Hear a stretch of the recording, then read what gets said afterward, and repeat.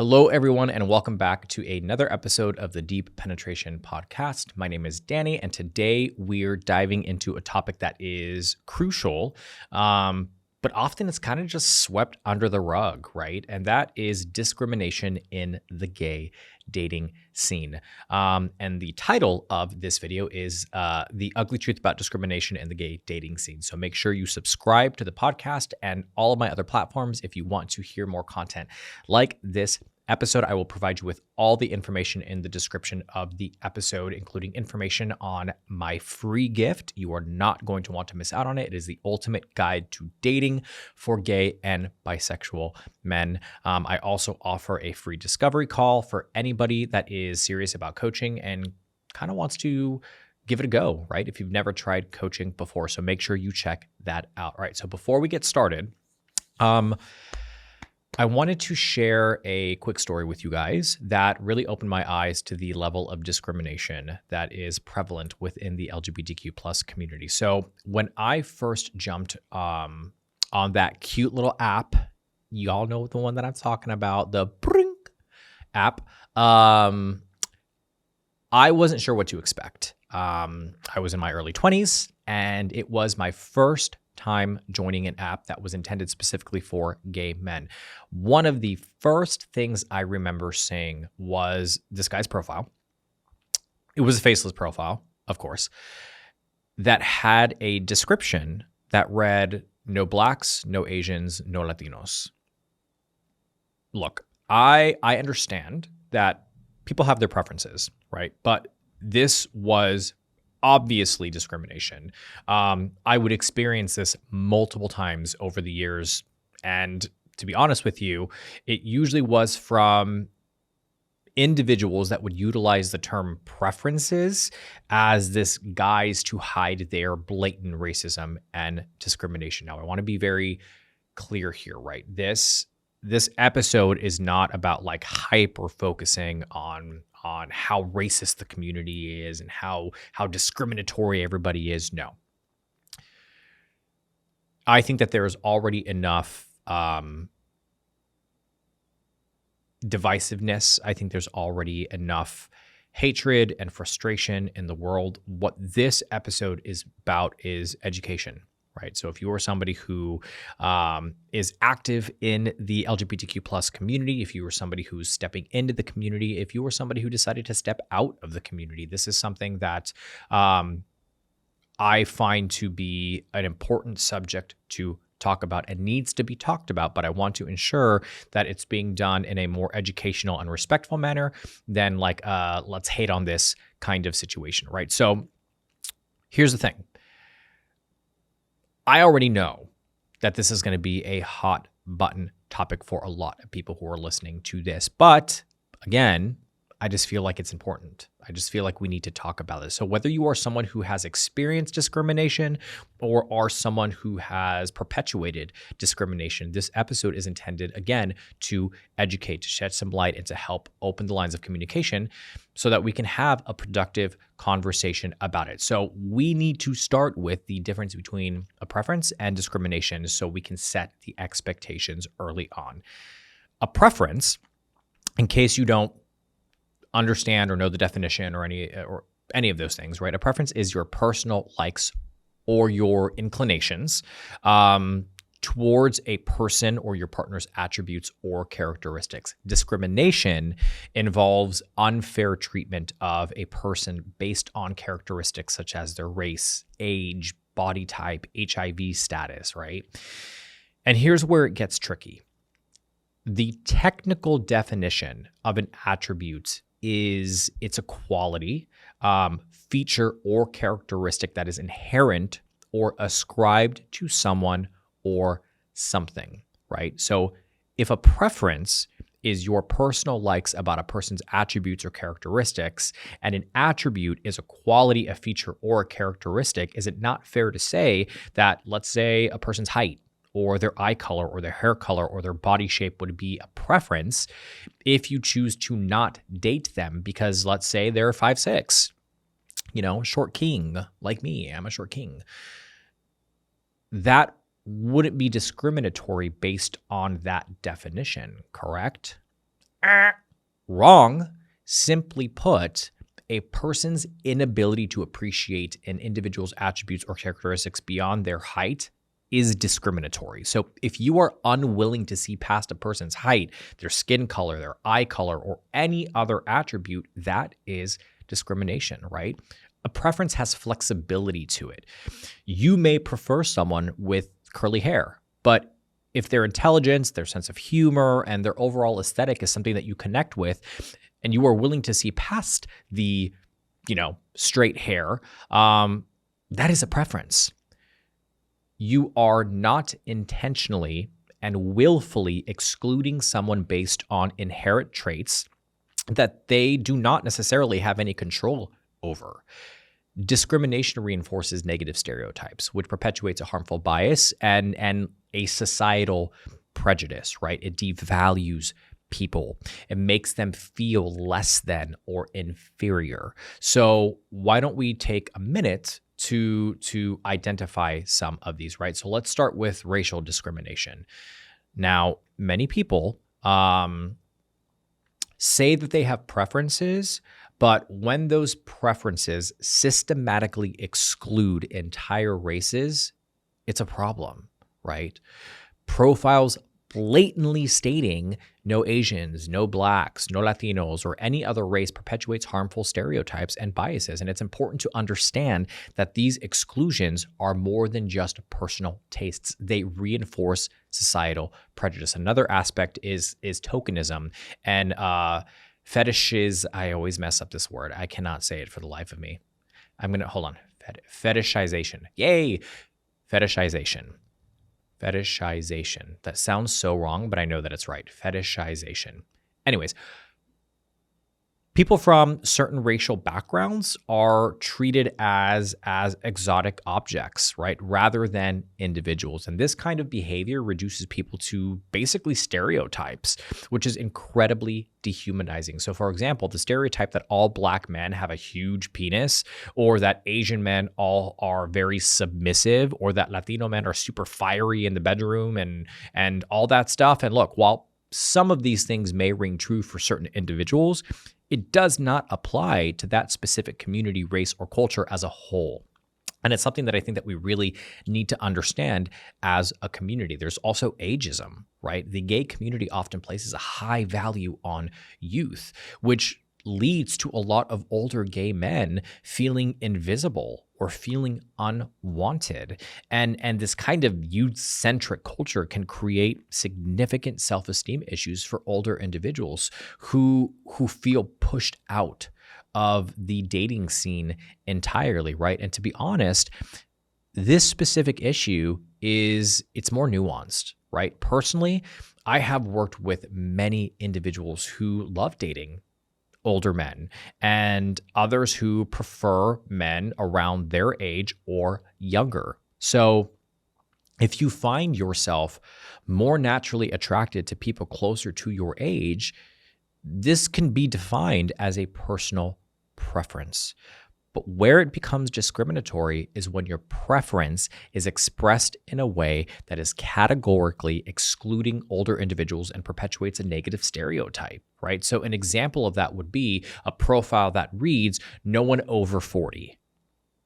It's also based on the language, right? So preference would be something along the lines of like, I prefer dating people around my age because we have more in common. Discrimination is people over 40 are unattractive, right?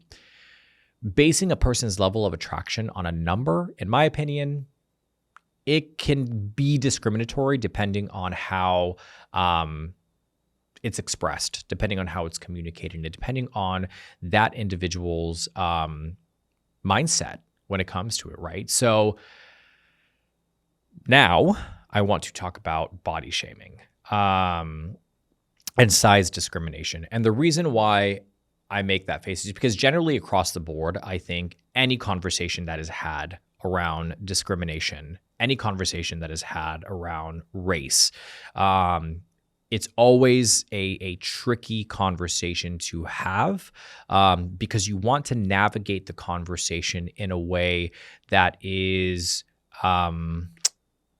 that takes into consideration individuals' experiences, communities' experiences. And if you are somebody who may not necessarily pertain or belong to that community, having a level of education and understanding to be able to express those things, I think is necessary. So again, the face was because I want to ensure that anything that I talk about is taken in context and it's understood that I'm doing it for the purposes of education, because a lot of these topics, like I said, are hot button topics. So if you feel you're triggered right now, if you feel like you're maybe, I don't know, angry, upset, I completely understand. You don't have to continue to watch the episode. I don't personally think that I'm talking about anything too crazy, but just something that I want to put out there as a PSA. So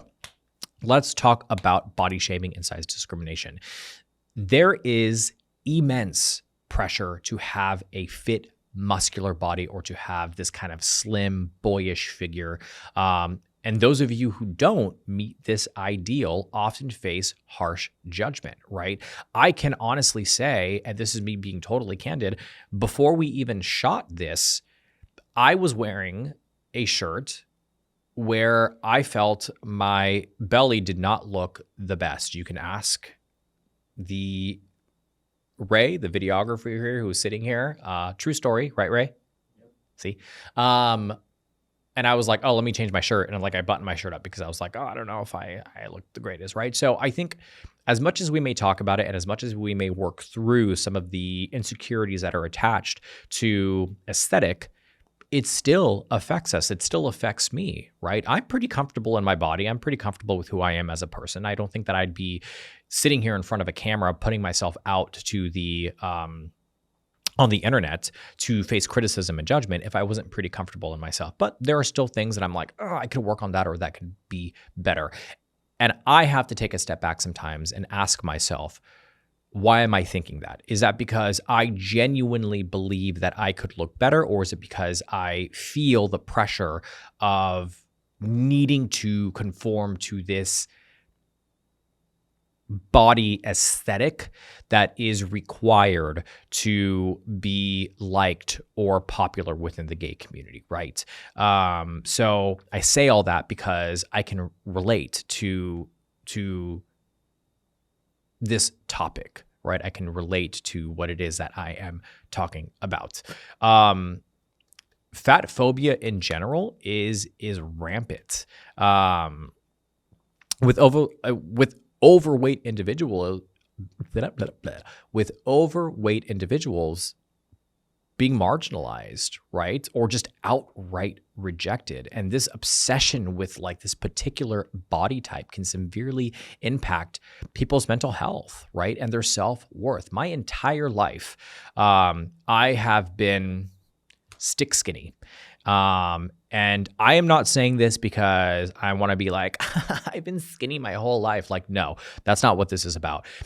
If you really think about it, it's like the concept of somebody who has black hair wants blonde hair. Somebody who has green eyes wants brown eyes. Somebody who has brown eyes wants blue eyes, right? We always kind of want the thing that we don't necessarily have, or attributes that we don't necessarily have. So because my entire life I was super stick skinny, I've always naturally, and again, I'm not saying this to kind of pat myself on the back because there's a story here, right? So I've always naturally had abs, but I was never really able to build muscle, even though I was an athlete, right, my entire life. And as I got older and began to lose that kind of slim physique I always had,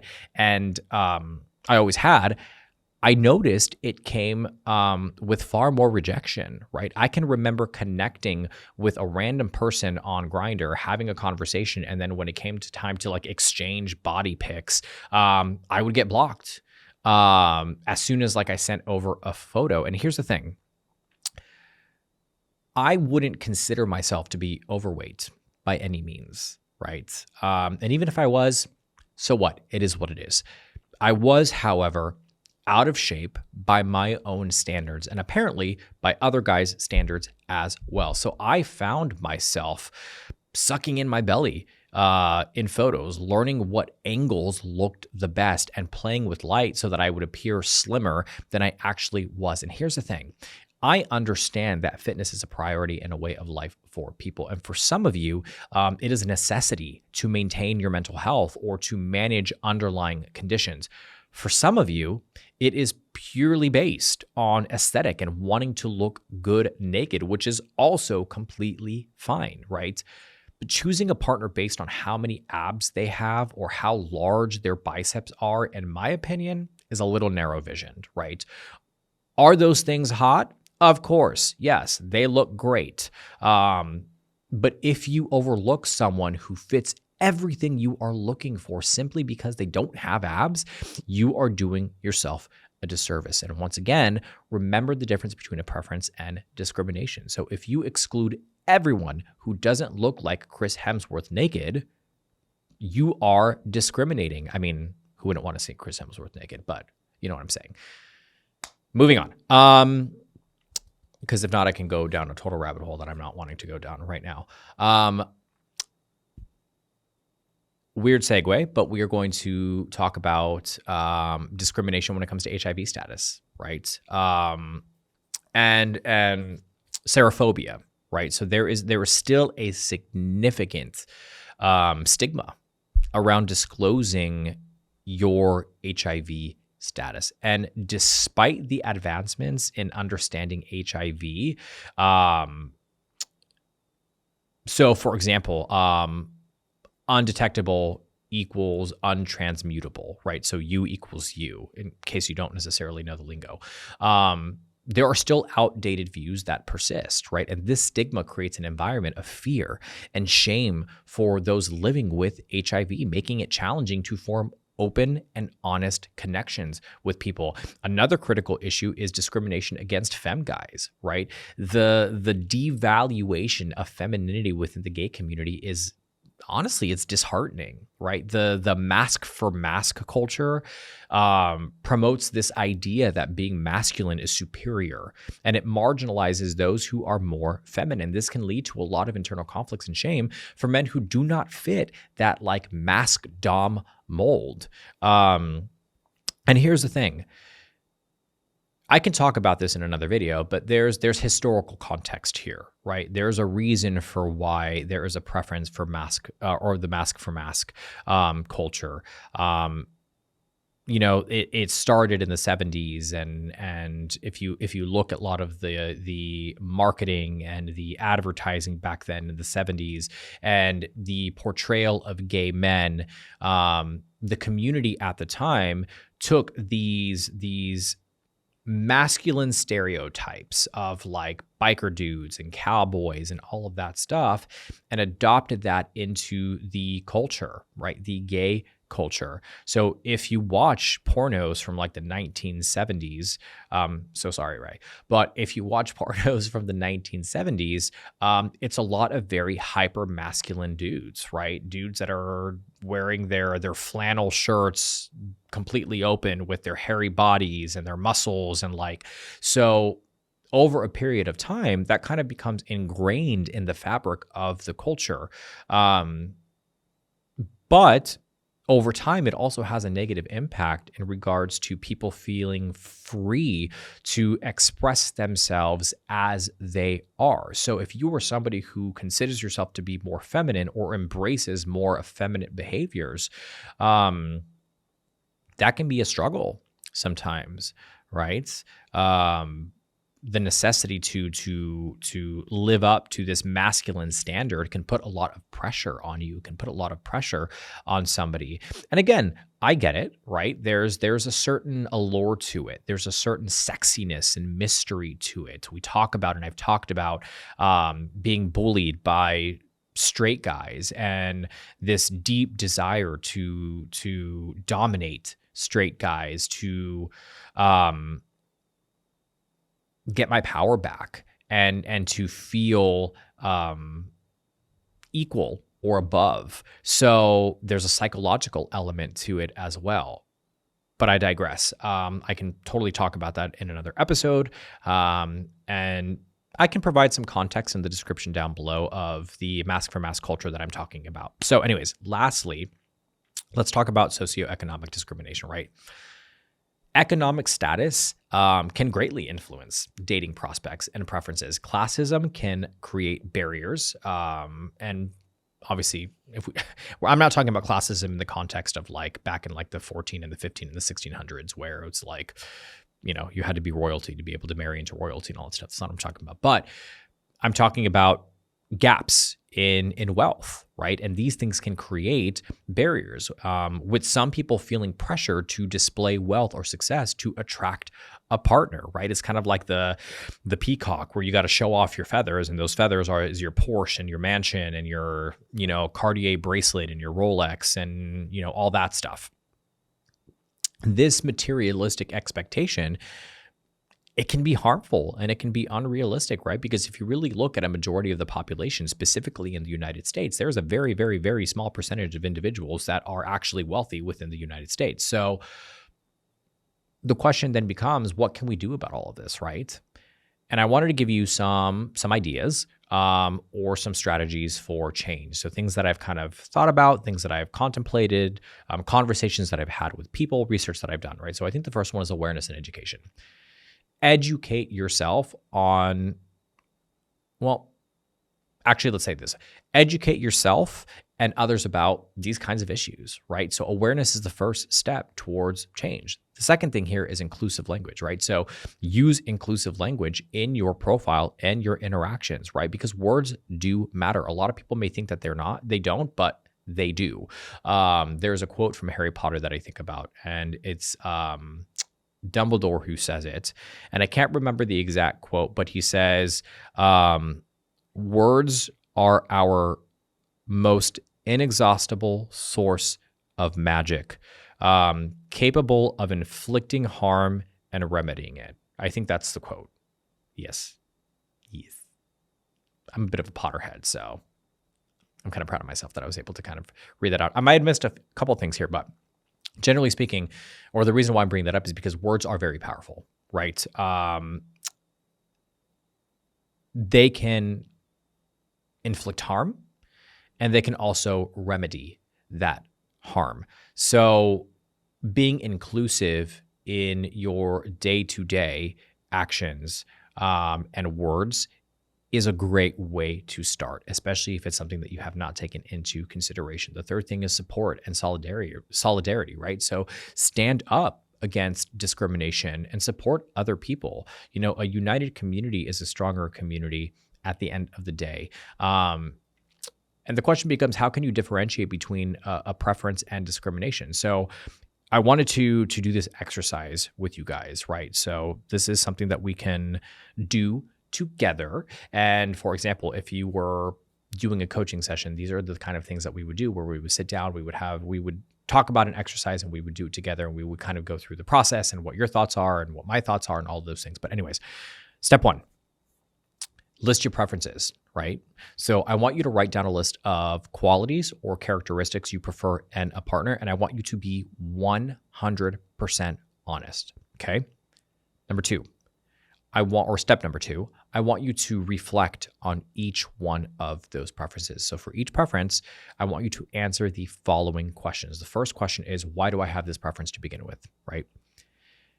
Is this preference based on past experiences, personal taste, or shared interests? Is it influenced by societal norms, by stereotypes or biases? These are the things that I want you to think about as you are going through that step. How do I express this preference, right? Do I express this preference in a way that respects others? Does my expression of this preference exclude or demean certain groups? Really important to think about and to take into consideration, right? The impact of preference. So does this preference lead to the exclusion of entire groups based on inherent characteristics? So race, age, body size, those kinds of things. And how might this preference affect others? Could it contribute to feelings of marginalization or discrimination? So these are all questions that I want you to think about as you are going through the list of preferences that you wrote down. If you have to, feel free to rewind. Feel free to go back to any specific question that you need to go back to. The third step here is examples, right? So I'm going to go over a few examples and determine if they represent a preference or a discrimination. And I want you to do this with me, right? So I'm going to give an example, and I want you to take a second to determine for yourself, does this sound like a preference or does this sound like discrimination? Because we have to kind of to dismantle and rewire our way of thinking if this is something that you feel you've had issues with. So example one. I prefer dating people who love hiking because I enjoy spending time outdoors.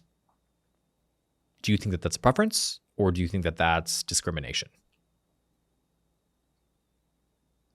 I'm giving them time to think. Yeah.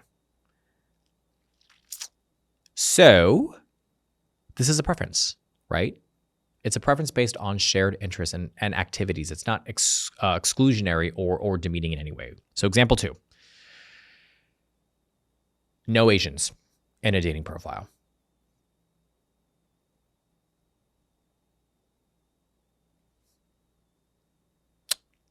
So this is discriminatory, right?